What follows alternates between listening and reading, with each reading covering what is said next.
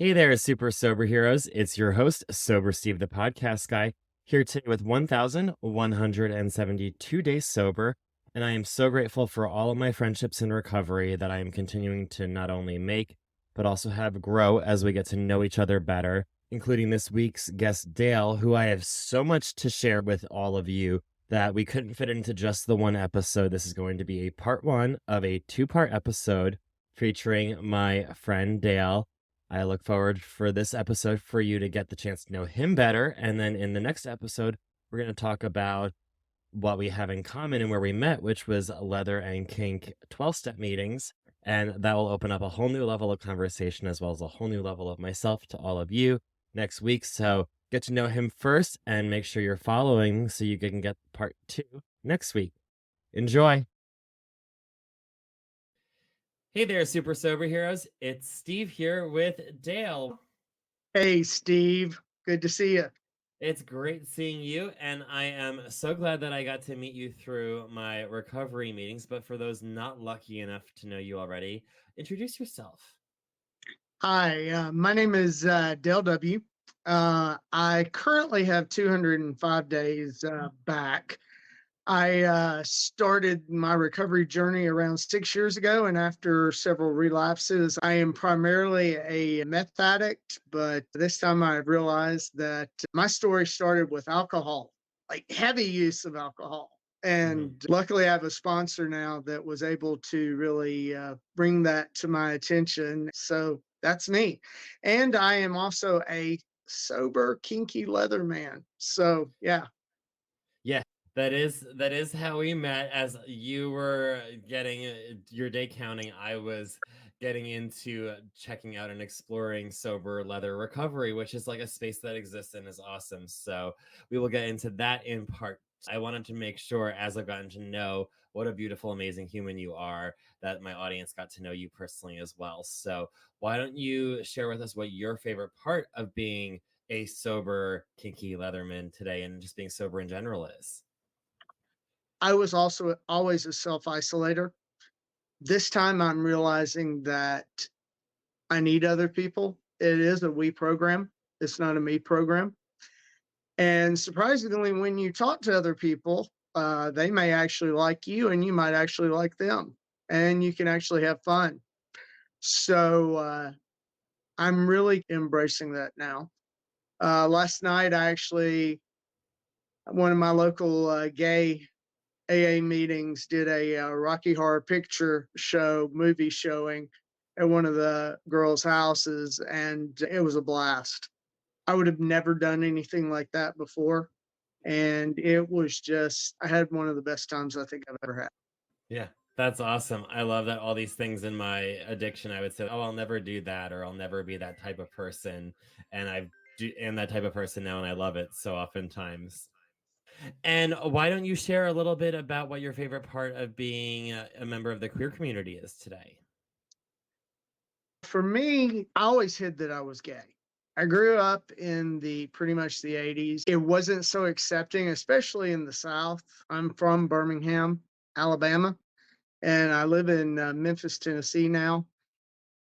And being gay just was not what guys did.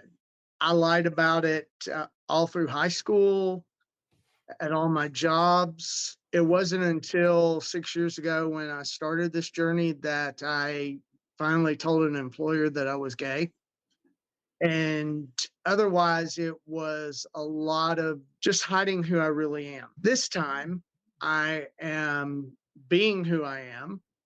And this time, I've lived here in Memphis for basically around off and on for 30 years. Mhm. And since my first coming out part, 25 years of it was involved in relationships where the first one didn't want me to go out. And then the last one, I was a caretaker with him of his elderly parents, and it really didn't allow for us to go out. And I'm meeting people now that are like, "Oh, did you just move to Memphis?" No, I've lived here for a long time. Oh, And then there's the whole having to explain why they don't know who the hell I am. So, yeah, this year I got involved with our local leather bar and helped them blow up over 10,000 balloons for Gay Pride and marched in the Gay Pride parade with them. And I had a fucking blast on that. That was pretty damn amazing. So, yeah. Yes, that the pictures you sent me of the number of balloons you blew up were very impressive, and I definitely can relate to what you said because I was a very isolated drinker as well. So between my drinking and then COVID, and then even in recovery, isolating more just in terms of spending more time on Zoom than in person, I'm going out now and meeting these people that are staples of my local community that know everyone that I know. But I'm like, nice to meet you. They're like, oh, did you just move to town? And I'm like, I've been here for 13 years, but I'm only now going out and doing things where I'm meeting more people. Yeah, exactly. It even says, my sponsor pointed out to me, there is a page in the big book where it talks about when you get sober, if you are in the right spiritual condition and you have a reason, there's no reason for you to not go out to bars or go to places that have serve alcohol, or go over to friends' houses that drink, or even go to a good old fashioned whoopee party. I believe Mhm. is how Bill W. I put it. my So first no, what was it? It was in Living Sober. I think I read the whooping party and I took pictures. I said, "Where's the whooping party? Let's get going to that." that's good. Yeah, I Yeah. like bringing that up. Yeah, and with all of that, you mentioned and hit on a little bit that through your adult life and into your adult life that you were hiding a lot of who you were, and that was what your kind of sobriety theme was been about so far with your journey. But why don't we rewind back a little bit and tell me what that journey was like that led you to trying sobriety the first time around 6 years ago? So basically, I did not think I was an alcohol. I started drinking late. I moved to Memphis for grad school. And when I moved away from home, it was like, oh, nobody will see me if I go to a gay bar. So I go to a gay bar and had I'd had beer before, but I didn't really think about it. I didn't like it that much. But I started drinking it and I realized it made it a lot easier to talk to people, and soon I was going out like every Friday, Saturday, and Sunday night. And then that became, me becoming an extremely sexually generous individual in my 20s. And I also ended up with HIV at that time. But if you drank enough, you just didn't remember that you had that. And I had my fair share with run ins with the law at times. I did over $3,000 worth of credit card debt when I was a manager at Dillard's. And I ended up having to spend some time in jail and go to court. Luckily, I got a judicial diversion. I completed my probation and all that was good. But that, you would think that would have stopped me from drinking, but no. I was doing refunds on to my own credit card so that I could have more money to go out and travel and drink and have a good time and support the lifestyle that I thought I deserved. I just kept drinking and I just drank very heavily to the point that I was drinking every day, buying the cheapest beer I could, if I was not working, a good 18 pack of, I think it was Ice House at the time. I'd drink that before the afternoon was over and I was good. But a changing point for me was I decided that it was time to have a relationship. I had not really had one. So what do? I go out and it's a beer bust and I meet a guy. And 6 months later, he's moving to Chicago with me. And this individual also introduced me to the joys of drugs. First, it was ecstasy. Then we graduated to coke and, crack and meth. And I ended up marrying this individual thinking that would fix things. But I was with him for 18 years. He was verbally and physically abusive. Since I had no concept of what a real relationship was supposed to be, I thought I had to make this one work. And I now realize I was extremely codependent and thought I could fix him. And it became very clear quickly that it was his way or no way. And I kept thinking I could fix it until around 2018. I lost my job. We started doing pretty much every day. I started doing Uber and Lyft, and I was the most talkative and the best Uber driver you've ever had because I was doing it high. Mhm. And it's a miracle I didn't kill myself or anybody else. But it got to the point where I wanted to kill myself. It was so bad. He would tell me I was worthless, a piece of shit. I might as well not think about leaving because nobody's going to have me. And it was bad. It was real bad. And I remember the night before I left, he had started hiding my wallet and hiding the keys to the car from me so that I couldn't leave unless he gave them to me. And we had two dogs at the time. And I was looking up how much of like my psych meds that I had to take to do an overdose. And he gave me a black eye and beat me up pretty badly when I said no to that. It's like we needed some food or something, but yeah, he was not happy about that. And I was sleeping on the couch. He wouldn't let me sleep in the bed. And I was thinking about, I wanted to kill myself. And then the dogs came and just sat in front of me and stared at me, you know, and I couldn't. I would, even if they hadn't been there, I don't think I could have done it. But the next morning, I got up and found my wallet and found the keys. And we had one vehicle and I took it and he was asleep and I left. And I didn't have a phone. He had broken my phone. I had a tablet. I went to McDonald's and sat in their parking lot and used their Wi Fi and got on Facebook.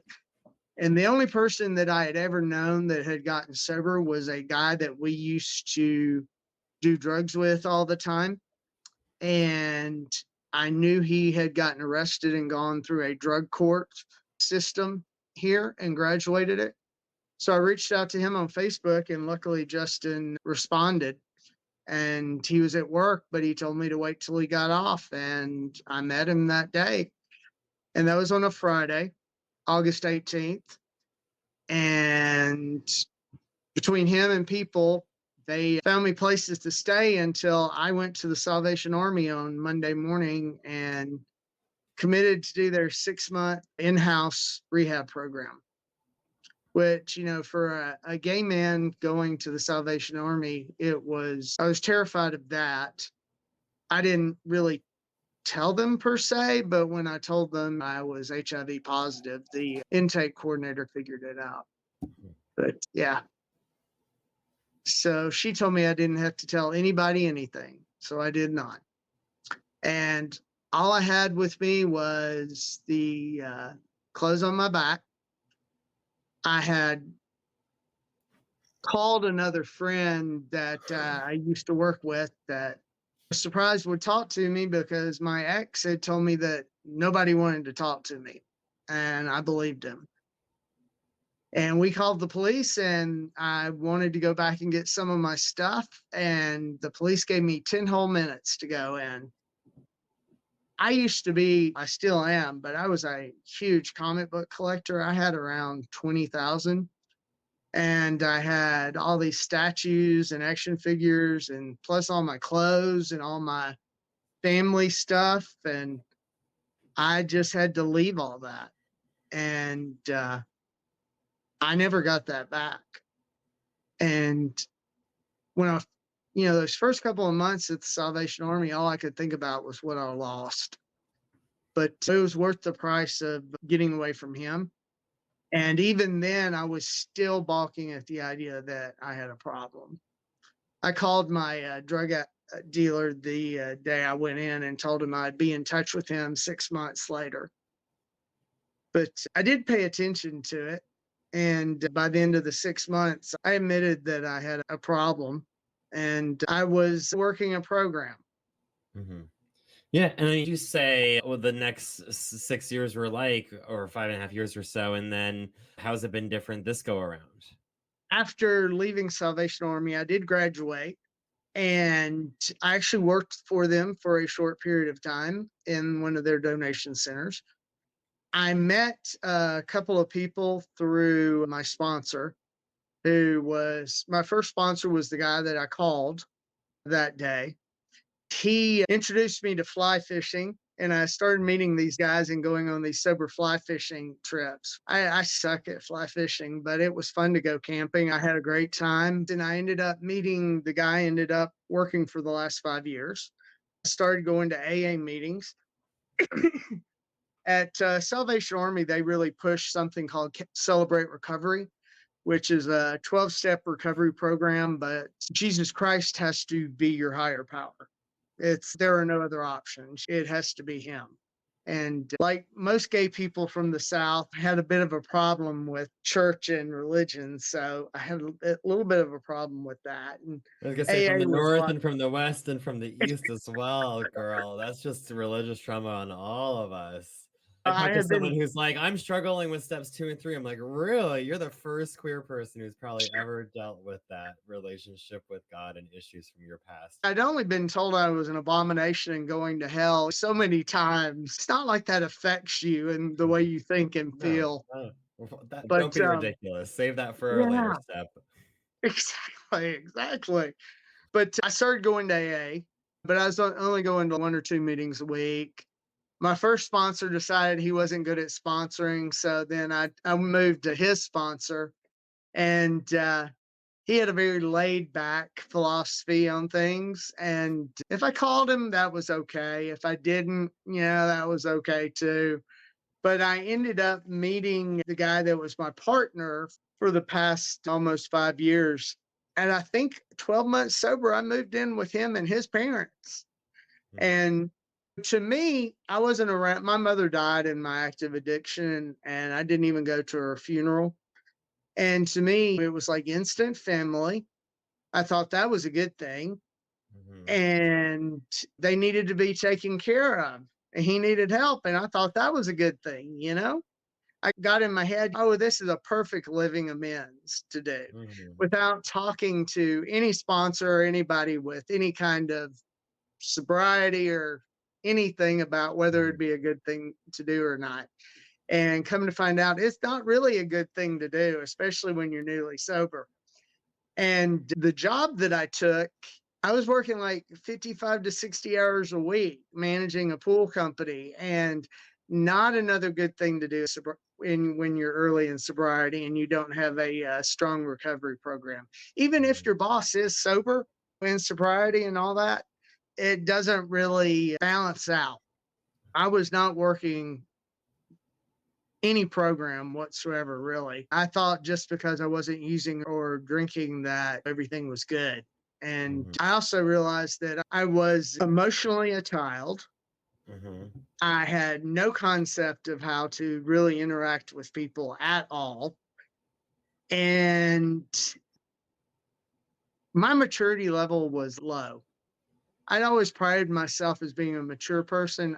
I still am not a mature person at all. I started drinking when I was around 23, and most of my decision making skills were that of a 23-year-old. And mhm, we all know how good those are. They're just spectacular. Yeah, that was me moving in with my partner, taking care of his parents, working all the time, and then COVID hit, and my partner's father died. His mother was basically a what I would call a legalized drug addict because her doctors had put her on so many mhm, medications.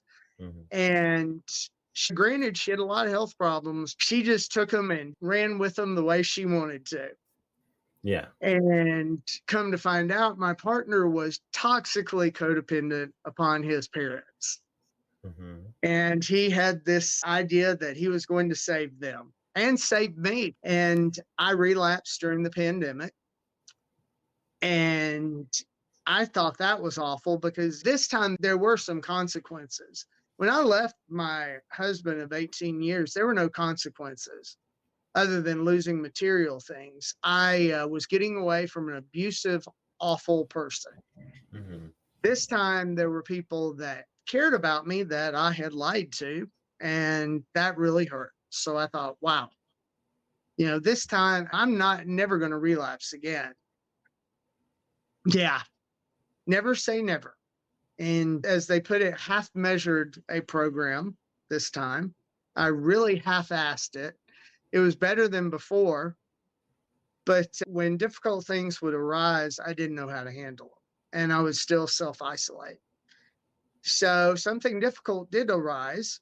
His mother overdosed on her own meds, was in kidney failure, blah. It was awful.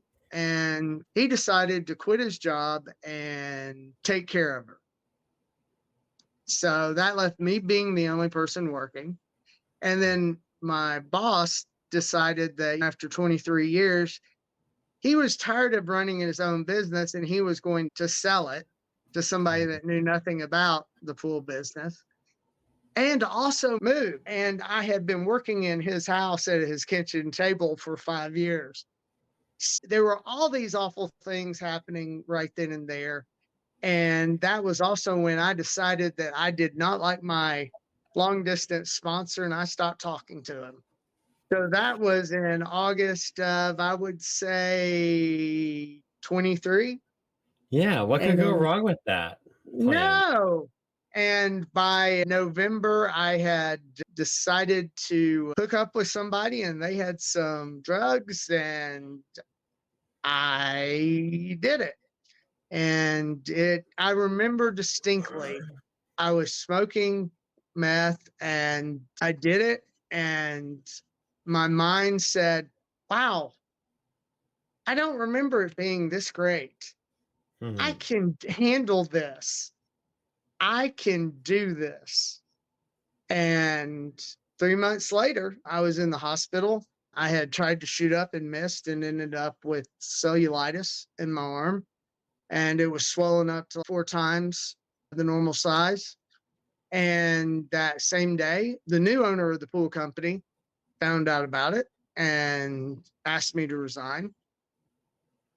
And my partner told me he was not letting me back in the house and that it was over.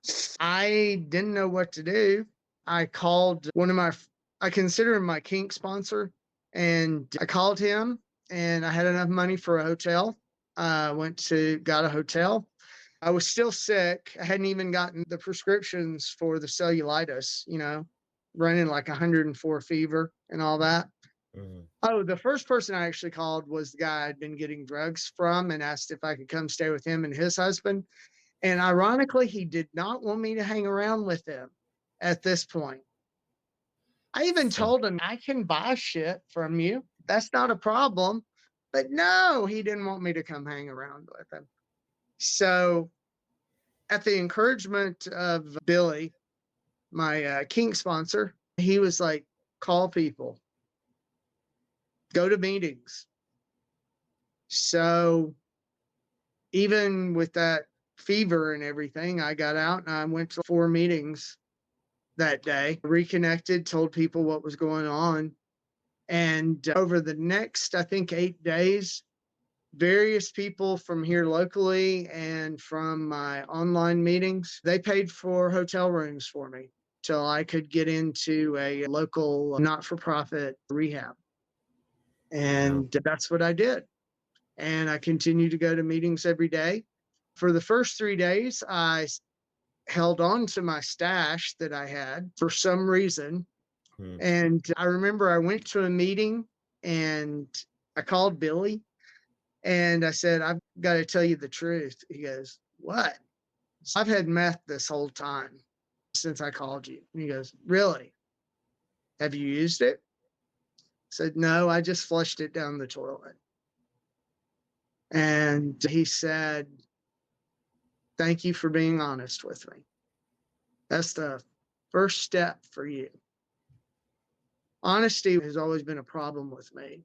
When you lie to your family about who you are and you lie to everyone else about who you are, it just becomes second nature to lie all the time. Mhm. And I would find myself lying for no stupid reason. "Have you taken the garbage out?" "Yes." And it's still sitting there over in the corner. It's like, why did that come out of my mouth?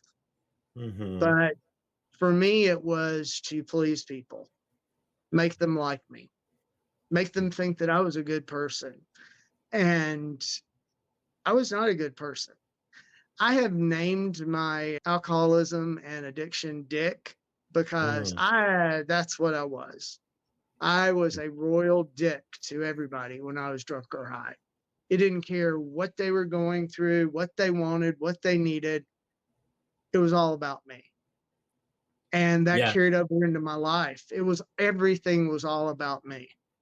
Yeah, it's So, interesting. So many of the people that I meet when we're already in recovery and sober, like you, and I see you're the most caring, loving, sweet person I know. But just like that's how people view myself when they meet me today, sober this many years into a program. But I'm just like, you don't know like what I'm truly capable of if you're in the way of what I want and my oh, I desires, and know. I'm not connected to a program. I will lie, cheat, manipulate, like whatever it takes to get what I need. And I'm glad that I work things so that I don't act on that. But like part of I think like my like step work, especially the second time around, is like really accepting that's still there, no matter how much cleaning you do, it's still underneath the surface. Yeah, I actually last week, I'm in the process of doing amends. Hmm. And I met with the guy that bought the pool company that ended up basically firing me. He knew I'd been dishonest with him and all that. Hmm. And he looked at me, and I've known Will for a long time because he's in recovery too. But he goes, "You are good." He's like, "You have everything, all your ducks in the row, and you know what you've said to one person compared to another person." And he's like, "You play people so good." It's like, "You should have been an actor." So, yeah, I am. I'm pretty damn good at it when I'm in the middle of you standing between me and getting my next high. It's shocking the person that I've become. But I don't have to be that person anymore. Never No, again. It's my no, we choice, don't. So Yeah. And if you had to give a piece of advice to someone who was new or considering sobriety, what would that be? I would say talk to people. Isolation is such a big part of so many of our stories, and it's uncomfortable and it's difficult to talk to people. But when you actually do, you find out that you're not as special or unique as you really think you are, or alone. That was my thing. I always thought that I was alone in all of this, and I'm not. You know, you have been, I met you in this bout, and you've been amazing. I am so grateful for our friendships. You've been amazing as well. And it is interesting because so much of before I was like, I'm so unique, I'm so special. In some ways, it was like building me up, but in other ways, it was isolating me. I'm doing my Buffy rewatch that I do every year, but it's very much like the Buffy complex. You're so special that it's a good thing, but it's also a bad thing because then you can't relate to anyone around you if you think that you're this one of a kind only person. I'm not that special. I can just connect with other people now. And if you look at it the other way too, it's okay to be special, but if you're that special, you need to share it with other people, you Hmm. know, so that they can enjoy it as well. Yeah, I just have to trust that I'm special in some ways and other people are special in other ways. Well, Everybody's special in their own special way. exactly. And thank you so much, Dale. We are going to continue this conversation in an episode of Kink to get to know that side of you, as well as share a little bit more about that side of me with listeners. But in the meantime, if they wanted to connect with you, what would be the best way to connect? It would be Instagram. I go by Bema Leather Dude, all one word together. Excellent. I'll add that in the show notes for people to click over as well. So thank you so much, Dale. Thank you, Steve. I really enjoyed this. Yeah, and listeners, make sure you follow so you can hear the next episode because you won't want to miss us get kinky with you all. And until that time, stay sober, friends.